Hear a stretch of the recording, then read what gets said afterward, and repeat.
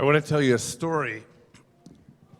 A story not with amoeba and a hooked pirate, but a true story that I heard in a podcast called Invisibilia.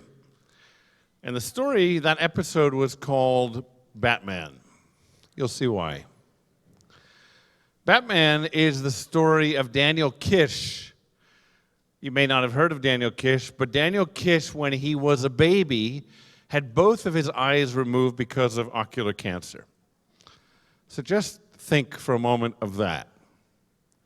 Think of that circumstance when you start life with eyes and then your eyes are removed because of cancer. Think about that spiritual decision point in your life.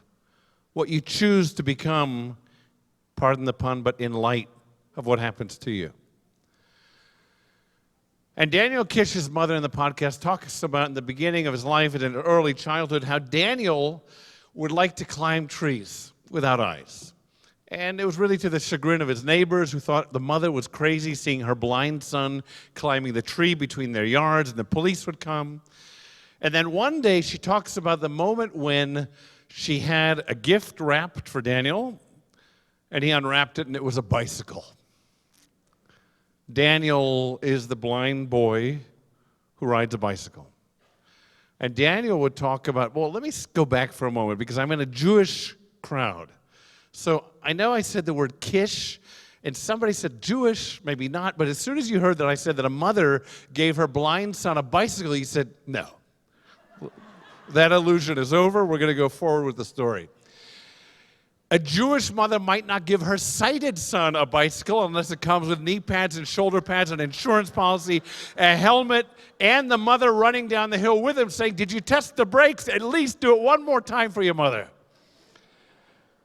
But Daniel Kish's mother gives him a bicycle, and Daniel learns to ride a bicycle because what Daniel develops is the ability to click like a bat, to echolocate. And so he's able to create visual, mental pictures of the world that surrounds him. Think about that. Think about that story if I stop there. What it teaches us. What it teaches us about our individual stories and frailties and challenges and I can'ts.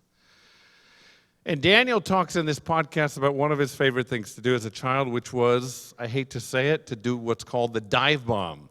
He would get to the top of his hill on his bike, blind, and he would ride down at full speed down the hill, and the interviewer in the podcast says, did you ever come to any injury or harm? He says, of course. He says, one time I went smack into a metal post, maybe it was a light post. He said there was blood everywhere, the bicycle was twisted and bent. So Daniel's mother bought him a new bicycle. My question in this moment is, what do you as parents do to get your kids past the I can'ts? I want to tell you about a study. And the study was done by a man who tracked children. He watched to see when they left home, what did they do? And he would watch them go, they'd play in their backyards, and then he'd watch them go out of their backyards toward the woods, and then he'd be the guy lurking in the woods, literally marking their footsteps to see where these kids in the 1950s would go, how far they went from home. And then he came back years later when these same children were adults, and he studied to see how far would they let their own children go from their eyesight and their backyards. And bear in mind that when he did the second phase of the study, the decline in danger in America and in that state had dropped precipitously.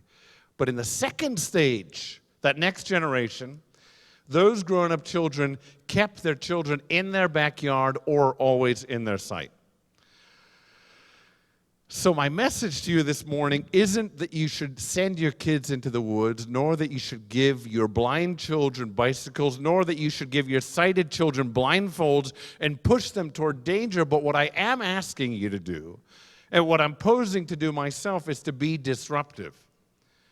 To be disruptive of fear and patterns that we have in our parenting and in our lives in relation to one another and in relation to ourselves, because ultimately that's the relationship that matters today, in which we limit ourselves. Think about the biblical narrative and think about what wouldn't have happened if people were stopped by fear and not bolstered by faith. Think about Avram in the book of Genesis. There's a moment when God comes to Avram and he says to him, Lech lecha, go forth. Go forth from your moladtecha, the place of your birth, your eretz, the land that you knew, from even Beit Avicha, the tent of your parents. And imagine if Avram in that moment had changed our story, your story and mine, by saying, I can't possibly, and what for? Why would I want to put myself at risk to go forth from my land, from my parents' home, from all that's comfortable and safe or even unsafe, but that I know? But God says to him, I will go with you, and you'll be a blessing, and you'll be blessed. But imagine even then, like a child in all of us, that Avraham might have said, but I can't, because I don't trust the future. It doesn't yet exist. All I know is the present, and I want to stand planted where I am.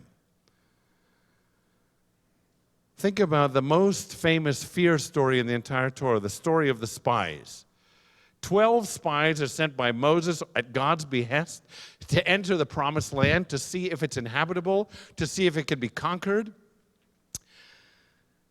And 12 of them go in, and 12 of them, we believe, saw exactly the same reality when they went in the land. And 12 of them came back to give a report to Moses and Aaron in front of the people publicly. And 10 of them said, we can't. It's terrifying. There's no way. They actually go so far as to say, let's go back to Egypt, even if it means slavery. We can't go forward to that. But two of them called Joshua and Caleb, saw the very same reality, took it through eyes and minds and hearts and interpreted it differently, not with fear, and said, we can. And how many of you are named after Joshua and Caleb, or know somebody named after Joshua and Caleb, and who knows even the names of those other 10 spies? The reason we don't know them is what's remarkable and heroic was vision. Joshua and Caleb, we want to name our children and grandchildren after because we say we want you to have the vision to overcome obstacles. We want you to live larger than you might. We want you to realize what we saw in you the moment that we beheld you. We want you to know what God might see if God exists and sees you, that this is what we want you to realize, your greatness, not your smallness. Imagine another story when Moses is at that burning bush, and God says to this social nobody, a shepherd, literally the loner of any society, his only conversation is texting with sheep. And Moses is out there, and God comes to the wilderness and speaks to Moses. It says to Moses, Lech lecha, another version of that, go forth you and speak to the most frightening, powerful man in the world at the time. Place that in history. And you, the shepherd, go with your sandals and your robes, tattered, and stand before the Pharaoh and say to him, let my people go. But imagine what Moses did. You see, the Torah tells us about his fear. And his fear isn't out there, his fear is within. Moses says, but look at me. I've got one leg shorter than the other, or I've got a bald patch in my beard, I've got a split between my teeth, I have a speech impediment. Well, I'm making most of that up. But what he does say is, I have a speech impediment. I'm not a spokesman. Get a negotiator. Get somebody who's good, well-versed in speech. Get them to go before the most powerful man in the world. But imagine that at that point, God says to Moses, Moshe, I just got a glimpse of the future, and in the future, I see a blind boy riding a bicycle. Now, all I'm asking you to do is to see yourself as I see you and not as you've seen you. That's what I'm asking. That, I think, is what lets Moses rise above himself and not be a shepherd, but be a leader. That's why we speak about Moses. Not because he was so good with sheep, but because he was so good with Moses. Because he looked in a mirror and saw what God saw in something that wouldn't fit in the mirror, what all of us strive to see and occasionally get a glimpse of, which is our inherent greatness. If you're a parent, in your mind's eye, look to your children and tell me that it isn't impossible to see their greatness. Don't we do that instinctively? Do we only see our children's foibles and their weaknesses, or do we, in every one of our hearts, look to our children and see greatness? And hope, I think every parent hopes that they will, as they grow and develop, realize what we see in them.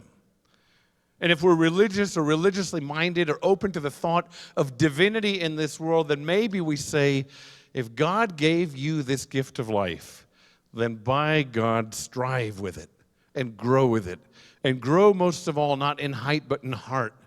Grow in courage to realize that you can go down hills on a bicycle, that you can stand before a pharaoh, that you can stand before yourself, that you can follow others and be led by yourself, that you can forgive yourself and apologize because that's growth and greatness, that you can realize in yourself the greatest potential that was handed to you, the greatest wealth that you will ever have in your life won't surround you.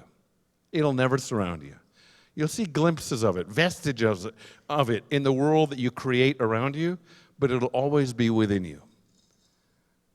Think to the people around you who in moments or in lifetimes achieve greatness not because they weren't human and realized fear. We all have fear, but instead because they did something to change their reality. If you've been told that the modern state of Israel was created because of the Holocaust, so the Jews would have a safe homeland in the world, you've been told the truth, but it isn't the whole truth. Israel was recreated not because of, but so that. Israel wasn't created to look to the past with fear. Israel was created to look to the future with potential. Because the world needed the Jewish people to have a place, a nesting ground for Jewish ingenuity. Because the Jewish people in the world needed the Jewish people to have a place for Jewish culture and peoplehood. That's what Israel is. Israel isn't just an insurance policy against what happened. Israel is an insurance policy of what we might make happen in our world. One of my favorite stories told by my colleague, great Rabbi David Wolpe, is of a father and his son, and they go for a walk. And the son sees a rock, pretty large rock, and he looks at his father and he says, "Dad, do you think if I use all my strength, I can pick that rock up?" And the dad says, "Yeah, if you use all your strength, you can pick that rock up." So the dad takes a step back and watches his little boy as he tries to move this rock, but it doesn't budge. And the boy tries again in different angles, and it doesn't budge. And he looks frustrated at his father. And he says, "Dad, you said to me that if I used all my strength, you had faith in me that I could move the rock." And the dad looks at him and he says, "You didn't use all your strength. You didn't ask me to help you." Isn't that a beautiful idea? Isn't that what this is? So none of us try to lift rocks ourselves? Isn't that why we join and belong and hold on to and sway together and sing together and learn together and build community together? Isn't that why so many of you came with family, so that all of us take these references into the year and into our lives? Isn't that why we look to each other when we're weak? Because we realize the strength that we get not by being alone, but by being held, secured, by people who admire us and love us and see our greatness even when we don't see it. You know the 23rd Psalm is a psalm of fear because most people, even though it isn't in the text, are fearful when they read it. It's at times of mourning and death. The psalmist talks about walking through a valley of the shadow of death. And that's so fear-filled for all of us. But when aren't we living in a valley of the shadow of death? Is there an age in our lives when we don't live under the shadow of death? Isn't that what makes life extraordinary? What makes life precious? What asks us to reach within ourselves to grow and to build and to strive? If we had eternal life in this world as people with hands and eyes, or even without eyes, we probably wouldn't do very much with it. But because we know that it's finite in this form, we find strength. We find courage. We overcome fear. The 23rd Psalm It's a strange thing when you read it. It speaks of God in the distance. This shepherd, this psalmist, this Yid, this Jew, this human being walks toward a valley of the shadow of death and says, the Lord is my shepherd, somewhere out there. He maketh me, he, somewhere out there.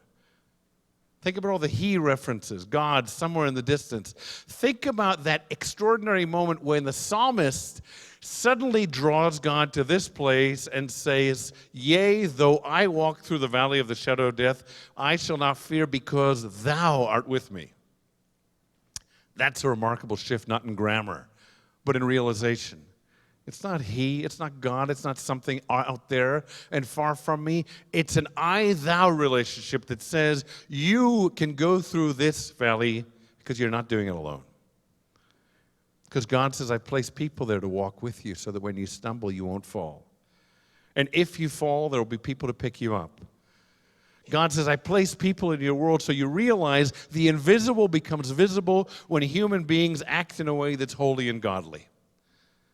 That's the light that Isaiah wanted us to bring to this world, to make the invisible God visible through your lives and our lives. So that something that's so far removed, so religious, the idea of an unknowable God becomes knowable because of Jack and Susan and Stephen and all of you. That's how we see God in the world. Not just in a sunset, but in a relationship, in a choice. When somebody picks somebody else up, we say, that's proof of God. When somebody visits a home at Shiva, as uncomfortable as it is, we say, that's where God appears in a community.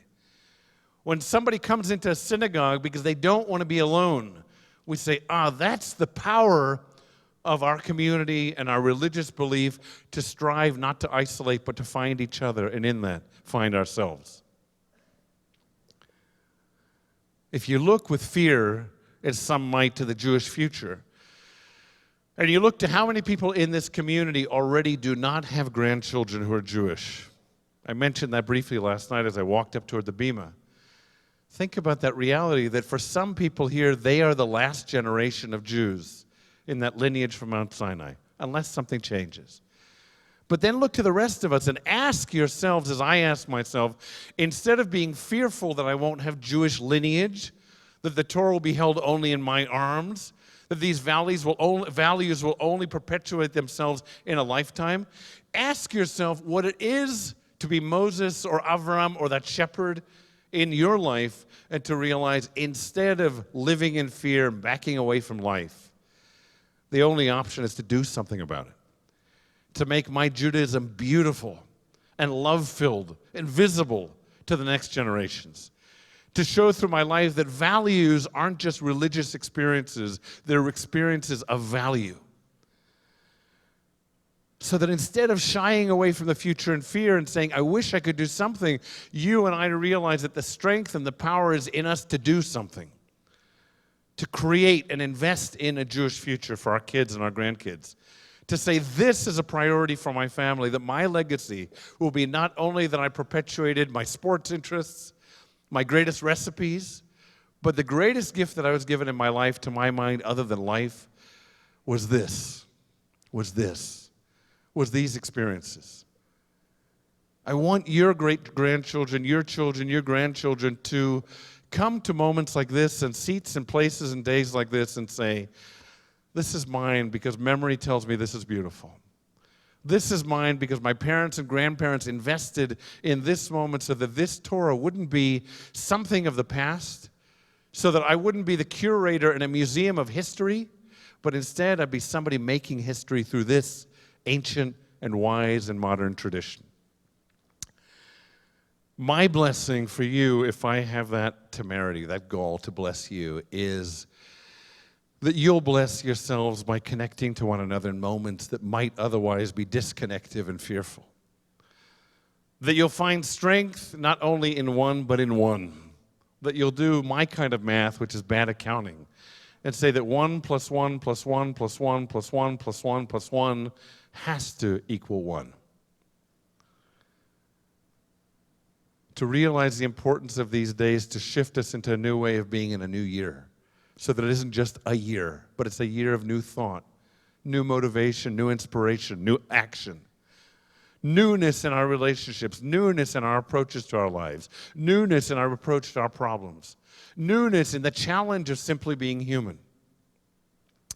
I hope that when there are boulders to be lifted, you'll look to me and to us to lift them with you. That you won't kneel down and try to lift that rock alone and give up saying, I'm alone and I don't have the strength.